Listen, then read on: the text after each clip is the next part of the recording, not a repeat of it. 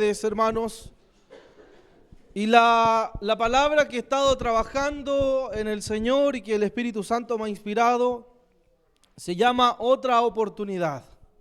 Ya, otra oportunidad. Y la verdad es que son varios pasajes bíblicos que vamos a ir viendo, ¿ya? Pero para poder plasmar esta palabra a la iglesia, tenemos que entender que hay un personaje en las Escrituras que representa precisamente lo que el sermón o la palabra hoy día voy a compartir. Y ese personaje es el apóstol Pedro. Ya nosotros cuando hablamos de Pedro, no ese Pedro, sino Pedro el apóstol, nos damos cuenta que la historia de Pedro está rodeada de muchos matices. Cuando nosotros vemos a Pedro, nos damos cuenta o nos sentimos representados por él. Porque un día queremos ganar al mundo para el Señor, y al otro día lo andamos negando, ¿cierto? Entonces, pareciera ser que Pedro es lo más genuino y chileno que hay en la Escritura, ¿ya? Pero me llama la atención porque a pesar del carácter de Pedro, Pedro era uno de los discípulos, y me atrevería a decir con bastante temor, creo que era el discípulo que más Jesús apreciaba. Ya, independiente que hay uno que se llamaba el amado, que era Juan, pero Juan en su mismo libro dice que es el amado, así que pierde un poquito de crédito. Pero cuando nosotros vemos a Pedro, nos damos cuenta que era uno de los discípulos más cercanos de Jesús. Pedro no era cualquier discípulo, ¿cierto? Pedro no era a lo mejor como los otros discípulos que pasan más desapercibidos, como Tomás, a lo mejor como Simeón. Pedro fue prácticamente de los pilares de la iglesia del siglo I. Uno de los pilares en llevar el evangelio de Jesucristo en el tiempo, ¿cierto?, del Nuevo Testamento. Uno de los pilares que aparece en el episodio de Pentecostés, ¿se acuerdan? Después que se derrama el Espíritu Santo, es precisamente Pedro el que se levanta y predica un sermón extraordinario a 3.000 personas. Entonces Pedro no es cualquier persona, es conocido sin embargo por su impulsividad y por su pasión. Pedro era un hombre apasionado. Pedro era un hombre muy apasionado por lo que hacía. Pedro era pescador, Pedro era celote, ¿cierto? Los celotes eran aquellos guerrilleros que peleaban contra el Imperio Romano. O sea, Pedro era un hombre muy pasional, pero también Pedro era medio impulsivo. ¿Cuántos se identifican con Pedro en su impulsividad? Amén. ¿No? Dicen algunos. Sin embargo, a pesar de su fervor y de su pasión, Pedro falló de una manera dolorosa. La caída de Pedro, yo creo que fue una de las caídas más dolorosas en el Nuevo Testamento. Porque la caída de Pedro es una traición que él le hace precisamente a su Señor. Es una traición tan profunda que cala en lo más profundo de Pedro. Y yo pensaba en el sermón, y no solamente pensemos en Pedro, pensemos en Jesús. ¿Cómo fue para Jesús ver que su discípulo en que él formó, en el que vio milagros con él, lo negó? Entonces, si nosotros nos ponemos en el corazón de Jesús, el corazón de Jesús, sin embargo, fue un corazón muy dolido y muy herido por Pedro. Pero a pesar de esto, la historia de Pedro no termina en un fracaso. Esta historia de Pedro que aparece en el Nuevo Testamento no termina en un fracaso. Jesús le da otra oportunidad. Jesús le muestra a Pedro explícitamente lo que es la gracia del Señor. Jesús le muestra a Pedro lo que es vivir bajo la gracia. Jesús le muestra a Pedro que a pesar de las caídas, aunque haya sido engorrosa o dolorosa, siempre en el Señor hay una nueva oportunidad para levantarse. Siempre el Señor tiende la mano a aquellos que han caído y el Señor está allí presto para ayudarle. Amén. ¿Cuál es la relevancia para nosotros? Que todos hemos fallado de alguna manera. Usted y yo hemos caído alguna vez. Usted y yo hemos estado abajo. Y usted y yo hemos estado muy abajo. Y a lo mejor algunos han estado mucho más abajo, ¿cierto? En lo más profundo, donde pareciera ser que no hay familia, donde no hay amigos, no hay iglesia y no hay Jesús tampoco. Entonces, Pedro a nosotros nos representa hoy día nuestros corazones. Hemos fallado a lo mejor en promesas al Señor. ¿Cuál era la promesa de Pedro? ¿Cómo le dice Pedro? A Jesús, ¿se acuerdan? Yo iré contigo ¿hasta dónde? Hasta la muerte, le dice Pedro. Y hace una promesa, ¿cierto?, delante de Jesús. ¿Y cuántos de nosotros a lo mejor hemos hecho promesas al Señor? ¿Cierto? Señor, yo contigo voy pan y cebolla. ¿Cierto? Yo voy contigo hasta la muerte, hasta donde vayas. Pero somos tan frágiles los seres humanos que al otro día pareciera ser que esos compromisos que nosotros hacemos con el Señor desaparecen. Sin embargo, nuevamente, hay oportunidades en el Señor. Por eso que esta palabra que yo les compartí se llama otra oportunidad. La vida como cristiano, como cristiana nos ha enseñado que estamos sujetos a cometer errores. Estamos sujetos a equivocarnos. Estamos sujetos a caernos en lo emocional, en lo espiritual. Cada uno de nosotros ha vivido diferentes circunstancias que nos han llevado al hoyo más profundo. Nos han llevado ciertas crisis de nuestra vida, traumas de nuestra vida, pérdida de seres queridos, relaciones conflictivas, ¿cierto? Fracasos que a lo mejor nosotros hemos experimentado y que nadie más sabe. Entonces, cada uno de nosotros estamos sujetos a esta vida. ¿Cuántos de los que están acá, a lo mejor hoy día incluso, sienten que son un fracaso de la vida? Mucha gente en las iglesias puede pensar que es un fracaso hoy día estar acá. ¿Cuántos sienten que no son capaces incluso de agradar a Dios con sus vidas? Sin embargo, la Biblia misma nos habla cómo el Señor, con su mano poderosa, vuelve a restaurar a aquellos que se han dispuesto a ponerse en sus manos y a reconocer que son débiles. Porque para que haya restauración tiene que haber reconocimiento de debilidad.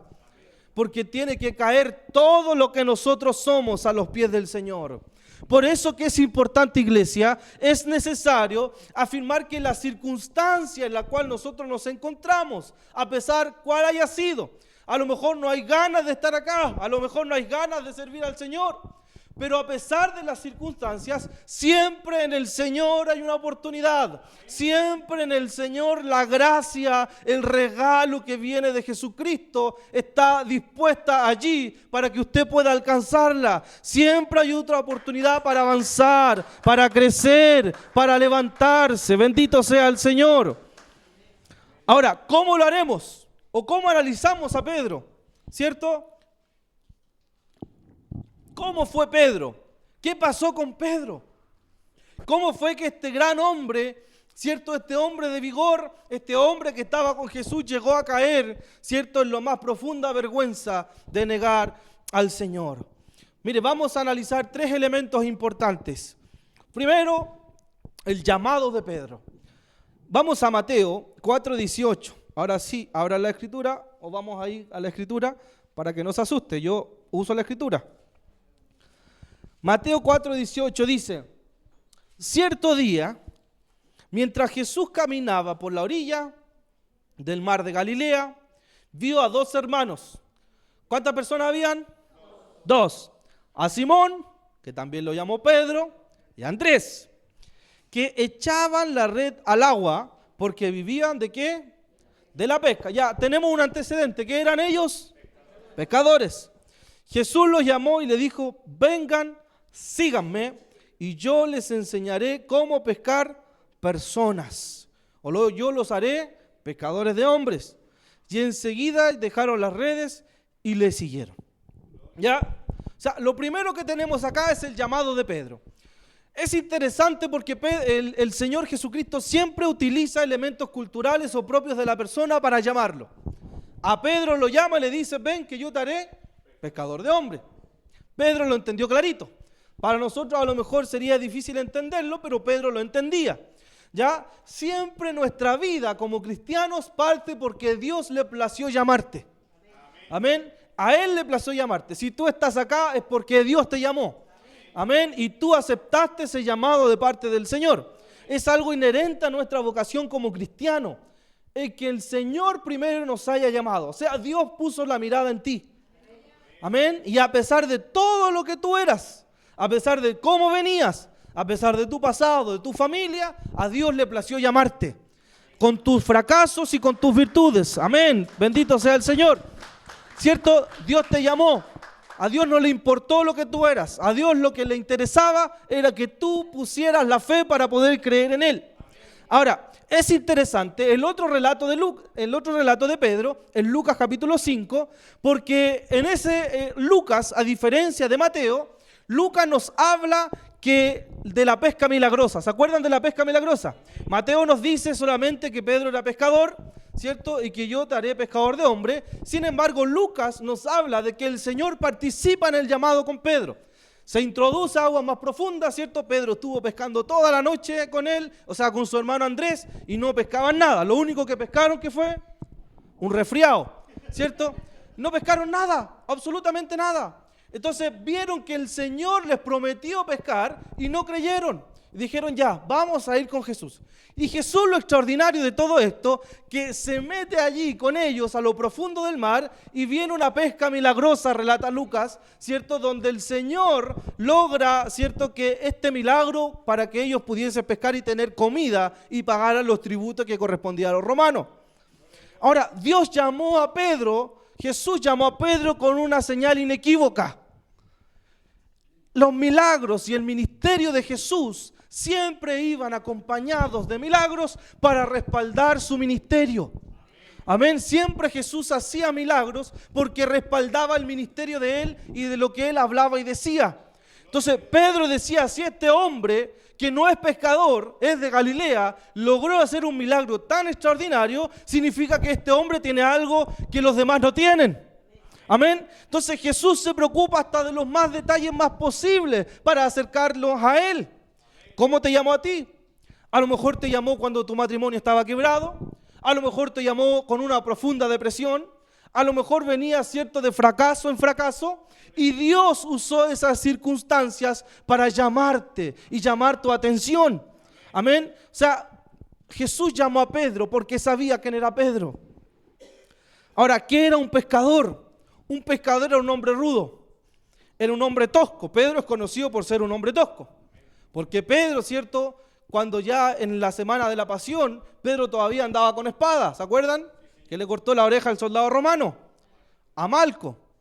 Entonces, Pedro era un hombre tosco, era un hombre, ¿cierto?, como pudiésemos decir, un hombre frío, un hombre que a lo mejor no se dejaba llevar por cualquier cosa, pero sin embargo Dios igual lo llamó. Pero hay algo que los pescadores también tenían en ese tiempo. Piensen que Pedro estuvo toda la noche pescando. Ellos eran hombres que perseveraban en su trabajo. Entonces Jesús sabía que Pedro, a pesar de todo lo que había vivido, era un hombre que era perseverante. Era un hombre que iba a perseverar, que lo iba a acompañar, que iba a estar con él en todo momento. Por eso, hermanos, que Dios nos llama sin importarle nuestro pasado. Porque a lo mejor usted y yo no hubiéramos llamado a Pedro. Hubiéramos elegido al intelectual. Hubiéramos elegido al que tiene no sé cuántos magíster. Hubiéramos elegido al que habla bien. Pero Dios no se equivoca cuando Dios llama. Él no se equivoca. A Él no le interesa lo social, lo económico. A Él le interesa el corazón. A Él le interesa tu corazón. Por eso es que Dios te llamó. Porque te miró desde lo más profundo del corazón y te llamó desde el vientre de tu madre. Él te llamó. Amén. Y Él tenía eso para ti. Esto que hoy día tienes, Dios lo tenía para ti.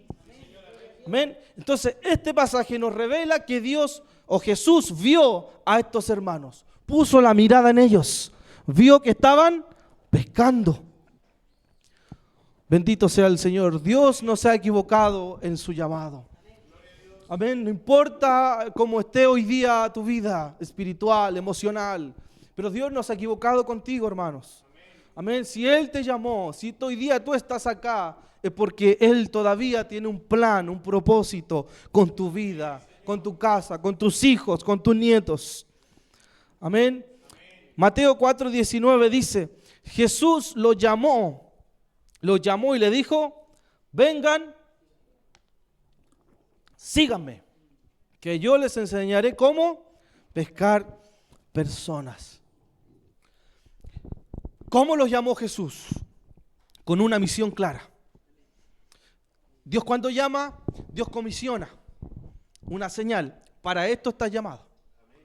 Dios no llama por llamar. Dios no te va a llamar para perder el tiempo. Dios te va a llamar con una misión clara, ¿cierto? Para esto yo te he llamado. Esto es lo que vas a hacer. Y en ese llamado Dios se encarga de entregar las herramientas para que puedas llevar a cabo ese llamado. Dios siempre llama con una misión. A Abraham, ¿se acuerdan? A Dios llamó a Abraham y le dijo: vas a ser padre de una gran multitud. Una misión, una comisión. Esto vas a hacer. ¿Qué llegó a ser Abraham? El padre de Israel, ¿cierto? De toda la nación de Israel. Jesús llamó a Pablo con una misión. ¿Cuál era el propósito? Para llevar el evangelio ¿a quiénes? A los gentiles. Una misión clara. Entonces, ¿se dan cuenta? Dios siempre llama con una misión. El llamado de Jonás. ¿Cuál fue el llamado de Jonás? Yo te llamo, tienes que hacer esto, llevar juicio, ¿cierto? Y arrepentimiento, ¿a dónde? A Nínive. Ay, claro, Dios siempre llama con una misión. Por eso es que cuando Jesús llamaba a los discípulos sabían a dónde iban. Porque cuando un maestro, un rabí te llamaba, ¿cierto? Tú tenías que abrazar a ese rabí, sus pensamientos, lo que creía. Sabías que tenías que dejar la casa, dejar a tus padres para poder seguir al rabí. Entonces los discípulos entendían que cuando decían que sí, yo voy, era prácticamente que tenían que abandonar todo. Pero ese llamado venía con un respaldo del Señor. Los discípulos vieron milagros. Hermanos, hoy día creo profundamente que Dios todavía sigue obrando milagros. Dios todavía sigue sanando. Y Dios todavía puede usar tu vida para sanar enfermos, para traer a gente al evangelio. Pero debemos entender que a ti no te llamé yo, te llamó Dios. No te llamó una organización, no te llamó un pastor, no te llamó nadie, no te llamó un político, no te llamó una organización, te llamó el Señor. Amén, bendito sea el Señor. Entonces, lo primero que hay en Pedro es un llamado. Todos somos llamados. Si tú estás acá es porque has sido llamado por el Señor. Amén. De hecho, la palabra iglesia, eclesía en su original, significa llamados a. Nosotros somos la iglesia no por esta estructura. Somos la iglesia porque hemos sido llamados por el Señor. Amén. Dios nos llama con un propósito claro. Dios llama a personas comunes para hacer cosas extraordinarias. Amén. Dios usaba a personas comunes para poder llevar su obra. Lo más vil escogió Dios. ¿Para qué? Para avergonzar a quienes, a los sabios. Bendito sea el Señor. Ahora, pero ese llamado y en ese transitar pueden haber dificultades, como lo que le pasó a Pedro. No que seas llamado no significa que no vas a fracasar en algún momento. ¿Cuántos han fracasado en algo en su vida? Todos hemos fracasado en algún momento de nuestra vida, en un proyecto, en lo que sea. Segundo lugar, estamos viendo el llamado de Pedro. Y segundo lugar, la caída de Pedro. ¿Cómo cayó Pedro? Miren, Mateo 26:30. Aquí aparece la debacle de Pedro. Dice, luego cantaron un himno, 26:30. Luego cantaron un himno y salieron ¿al dónde? Al Monte de los Olivos, ahí en la pantalla. En el camino, Jesús les dijo, esta noche, mírenlo como dice el Señor, todos ustedes me abandonarán. Todos ustedes. Porque las Escrituras dicen, Dios golpeará al pastor y las ovejas del rebaño se dispersarán. Pero después de ser levantado de los muertos, iré delante de ustedes a Galilea y allí los veré. Y aparece Pedro. Dice Pedro, aunque todos te abandonen, yo jamás te abandonaré. Dice Pedro. Me imagino a Pedro allí con la espada a lo mejor arriba, ¿cierto? Aunque todos te abandonen, le dice Pedro, yo jamás te abandonaré. ¿Cuántos nosotros le hemos dicho al Señor eso?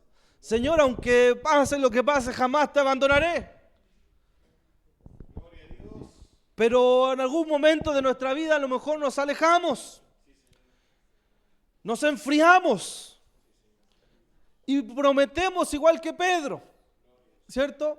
Pero todo anda bien en nuestra vida con el Señor Cuando todo anda bien en nuestra vida, cuando todo anda ordenadito, cuando las cuentas llegan a fin de mes, cuando no hay problemas de salud, cuando, cierto, vamos caminando bien, el trabajo está estable.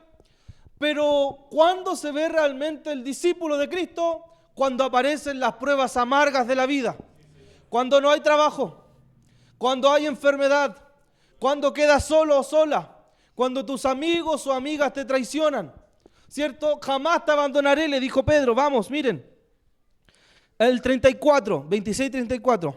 Jesús respondió, te digo la verdad, y Jesús le dice clarito, te voy a decir la verdad.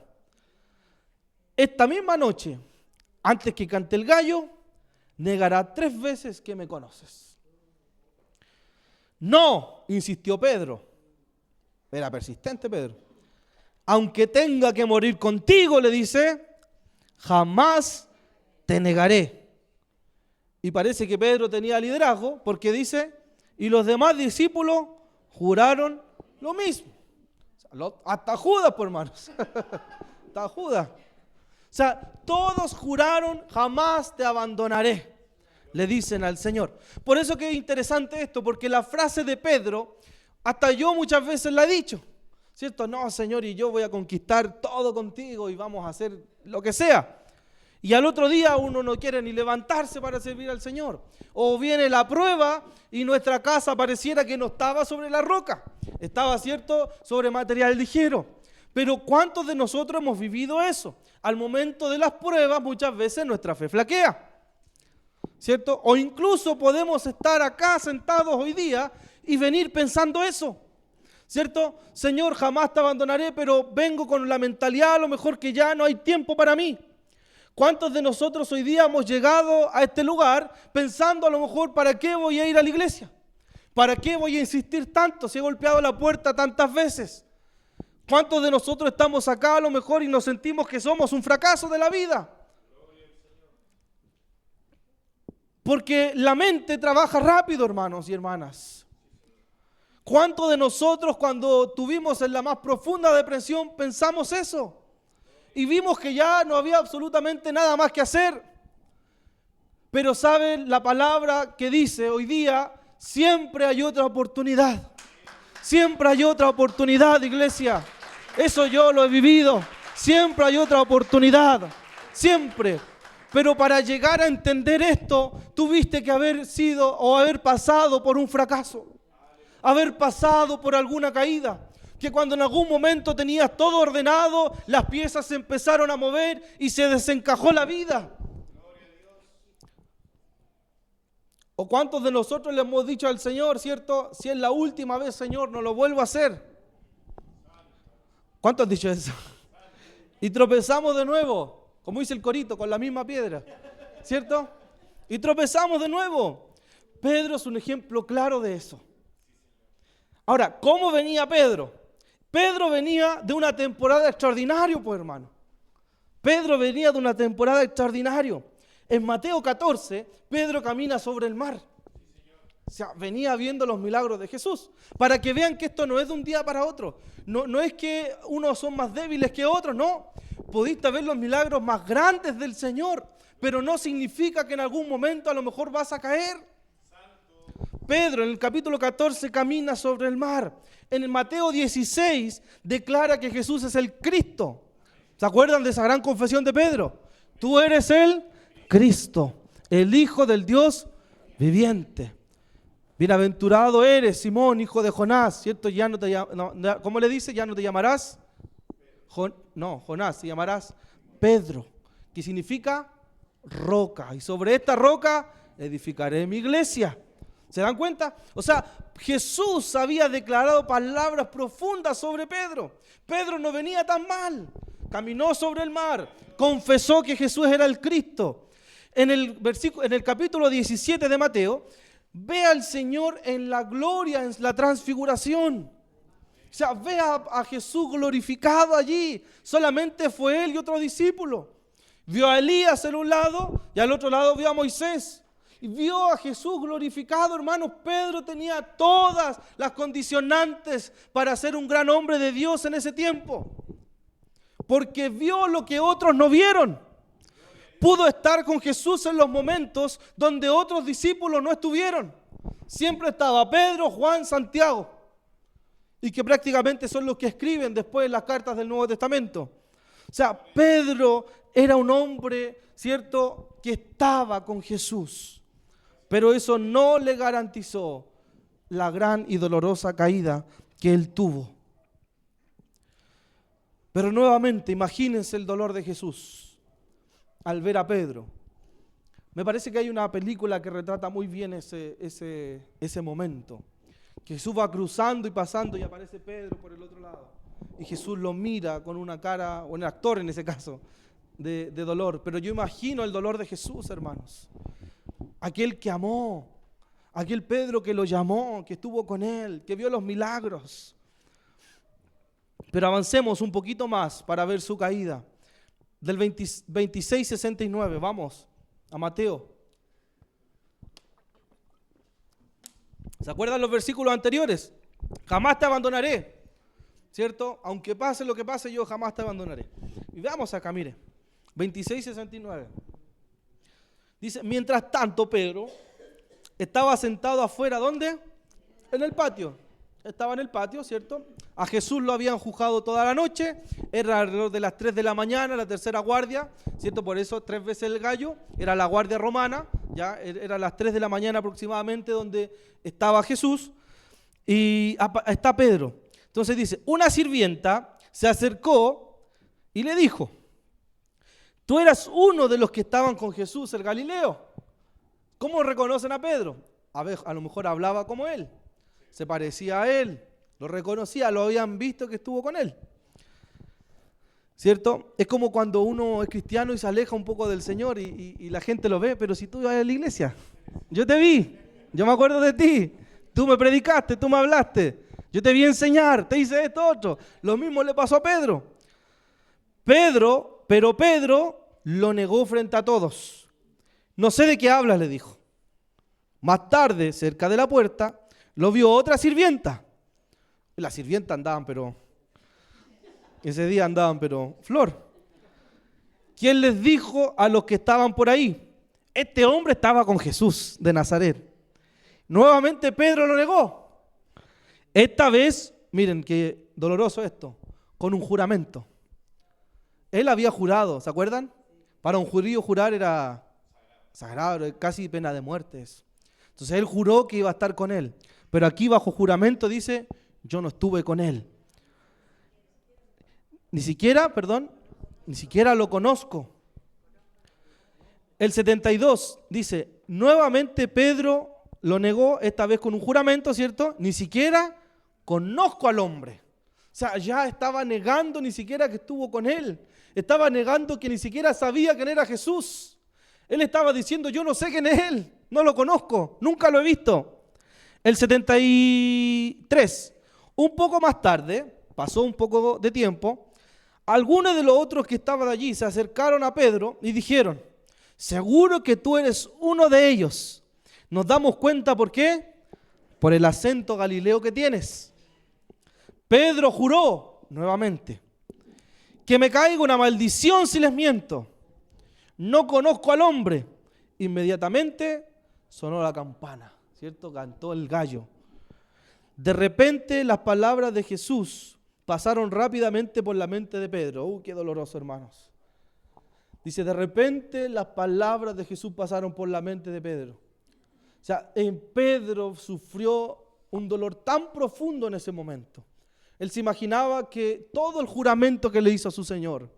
Y pasaron, dice, las palabras en la mente de Pedro. Antes que cante el gallo, negarás 3 veces que me conoces. Y mire lo que dice Mateo. Y Pedro lloró amargamente. Dice, lloró amargamente.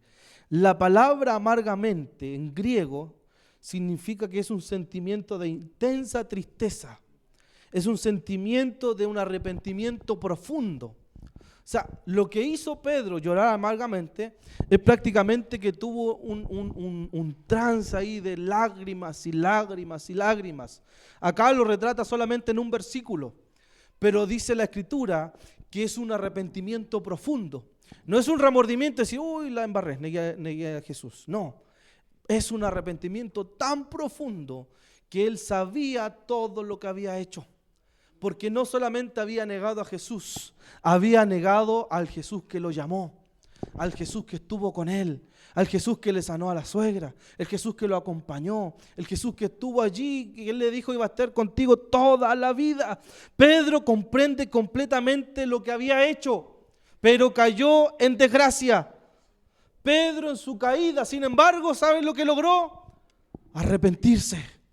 Dice que lloró amargamente. No es que Pedro se quedó así solamente, no. Él logró arrepentirse. ¿Cuántos de nosotros en nuestras caídas hemos logrado arrepentirnos? Que por más que hemos fallado al Señor, el Señor siempre mira el corazón arrepentido. Cuando Dios ve un corazón arrepentido, la gracia automáticamente desciende y levanta, y la mano de Jesús aparece desde lo alto para levantar nuestra vida. No importan las caídas, hermanos, que tú hayas sufrido, sino cuántas caídas puedes recibir en tu vida y seguir adelante con el Señor. No importa cuántas veces has caído, es importante levantarse. El gran teólogo C.S. Lewis dice: las caídas son el momento en que el hombre descubre su verdadera impotencia. La caída nos hace ver cuán frágiles somos. Y dice, y en esa debilidad es cuando se abre la puerta para que Dios trabaje. Cuando nosotros somos realmente vulnerables, abrimos esa puerta para que Dios comience a trabajar. Pedro se vio vulnerable porque lloró amargamente. Charles Spurgeon dice: Dios no solo nos llama, sino que nos sostiene en nuestro llamado. Si caemos, Él nos levantará. Si tropezamos, Él nos enderezará, dice Spurgeon. O sea, las veces que caigamos, Dios nos va a enderezar y nos va a levantar. Por eso es que es importante, iglesia, que debemos reconocer nuestra debilidad y la necesidad de Dios en nuestra vida. La caída de Pedro nos tiene que enseñar que la gracia de Dios siempre está disponible y nos tiene que mostrar que somos frágiles. Si usted no reconoce que es frágil, Dios no puede trabajar. Porque tenemos un corazón altivo, un corazón necio. Creemos que todo lo podemos hacer nosotros, ¿cierto? No, si yo hago esto, no, yo tomo esta decisión. No necesito orar si yo soy calculadora. No, debemos mostrar nuestra fragilidad para que el Señor nos ayude. Entonces, en primer lugar, tenemos el llamado de Pedro. Segundo lugar, la caída de Pedro. Y en tercer lugar, para ir terminando, la restauración de Pedro. Llamado, caída, pero también hay restauración. Miren, Mateo 16, 7.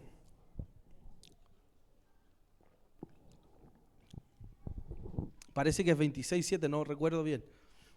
Es la resurrección de Jesús. Dice, ahora vayan y cuéntenles a sus discípulos. Dice, ahora vayan y cuéntenles a sus discípulos, incluido ¿a quién? Pedro. Dice otra versión, avísenle a los discípulos y a Pedro. Dice, ahora vayan y cuéntenles a sus discípulos, incluido ¿a quién? A Pedro, que Jesús va delante de ustedes a Galilea. Allí lo verán, tal como les dijo antes de morir. O sea, miren lo que hace Jesús, el ángel. A pesar de todo lo que vio Pedro, a pesar de todo lo que hizo, pareciera ser que la historia de Pedro termina ahí, ¿cierto? En la negación, porque después no aparece más. No aparece en la cruz, no aparece acompañando al Señor en la noche mientras lo torturaban, no aparece con Jesús en ningún momento. Pero no se le olvidó al Señor el llamado que le había hecho a Pedro. Le dice, avísele a los discípulos, incluido a Pedro. Luego de todo lo que significó para Pedro negar a Jesús, de todas las lágrimas que derramó por negar a Jesús, parece que el Señor tenía puesta en la vida del apóstol una nueva oportunidad. tenía puesta la mirada en Pedro, otra oportunidad para avanzar. Las palabras del ángel marcaron un antes y un después en Pedro. Me imagino, hermanos, piensen esto, cuando le van a avisar a Pedro que Jesús resucitó. Piensen como cuando Pedro lo negó, llora amargamente, el evangelista no lo toma más a Pedro, y no habla cómo habrá recibido Pedro la noticia. A ese Jesús que negó, a ese Jesús que dijo que ni siquiera conocía, y le llegó la noticia de que habían dicho que le avisaran a él que Jesús había resucitado. Me imagino a Pedro llorando amargamente la incertidumbre que pasaba con Jesús. Solamente él quedó cuando lo negó. A lo mejor de oídas había escuchado que a Jesús lo habían crucificado, porque todo se sabía. De oídas había oído a lo mejor que a Jesús lo habían maltratado toda la noche. A lo mejor de oídas había escuchado que Jesús estaba en la cruz allí sufriendo. De oídas solamente, no sabía qué había pasado realmente. Con la incertidumbre a lo mejor incluso de no saber si realmente ese Jesús que había dicho era el Cristo, iba a resucitar. O sea, prácticamente con las últimas palabras que se quedó Pedro fue el haber negado a Jesús. Pero Juan nos muestra algo extraordinario. Miren Juan 21:15. Les voy a leer una versión, que es una versión del Nuevo Testamento, del doctor Yatensi Bonilla. Él hizo la traducción del Nuevo Testamento. Y mire cómo lo traduce a él. Juan 21:15 dice: cuando comieron, Jesús le dijo a Simón: Simón, hijo de Jonás, ¿me amas con el amor sacrificial y estás dispuesto a dar la vida por mí más que estos? Le pregunta Jesús. Ponga atención solamente. Pedro le contestó: sí, Señor, tú sabes que te quiero mucho, pero no tanto para dar la vida por ti. Jesús le replicó: necesito que me ames con el amor sacrificial como requisito para apacentar mis ovejas. Jesús le preguntó por segunda vez a Pedro: Simón, hijo de Jonás, ¿me amas con el amor sacrificial y estás dispuesto a dar la vida por mí? Pedro le contestó por segunda vez: sí, Señor, tú sabes que te quiero mucho, pero no tanto para dar la vida por ti. Jesús le replicó: necesito que me ames con amor sacrificial como requisito para apacentar mis ovejas. Jesús le dijo a Pedro por tercera vez: ¿me amas con amor sacrificial y estás dispuesto a dar la vida por mí? Pedro se entristeció de que le preguntase por tercera vez y le dijo: Señor, tú conoces todas las cosas, tú me conoces íntimamente, que solamente te amo sentimentalmente, pero aún no te amo sacrificialmente. Jesús le dijo: necesito que me ames con el amor sacrificial como requisito fundamental para ser pastor de ovejas. Jesús siguió diciendo: en verdad te digo, cuando eras joven te vestías y te ibas a donde querías, pero cuando seas viejo extenderás tus manos y otro te vestirá y te llevará donde no quieres ir. Esto dijo Jesús a entender la clase de muerte con que Pedro glorificaría a Dios. Después de eso añadió: sígueme. O sea, Juan en el capítulo 21 nos da a entender que a Pedro le llegó la noticia, ¿cierto? Le llegó la noticia. Jesús ya había resucitado. Y tiene este diálogo con Pedro, ¿cierto? Donde pareciera ser que todo lo que habló con Pedro en algún momento se venía a cumplir. Juan dice que le dio a entender cómo Pedro iba a morir. Primero, Jesús tomó la iniciativa. ¿Se dan cuenta? Jesús tomó la iniciativa. Después de la resurrección, Jesús buscó a Pedro. Tercero, le hace 3 preguntas. ¿Cuántas negaciones tuvo Pedro? 3. Algo tenía Jesús con el 3 ahí con Pedro. Le hizo 3 preguntas. Y tercero, pasa de la culpa a la omisión. El apóstol Pedro cuenta la historia de la iglesia, que llegó a ser uno de los apóstoles que más avanzó con el evangelio. Dice incluso la historia, tanto Eusebio como diferentes escritores, que el apóstol Pedro, su muerte estuvo en una cruz dado vuelta al revés, porque en sus últimas palabras dijo que él no era digno de morir como su Señor.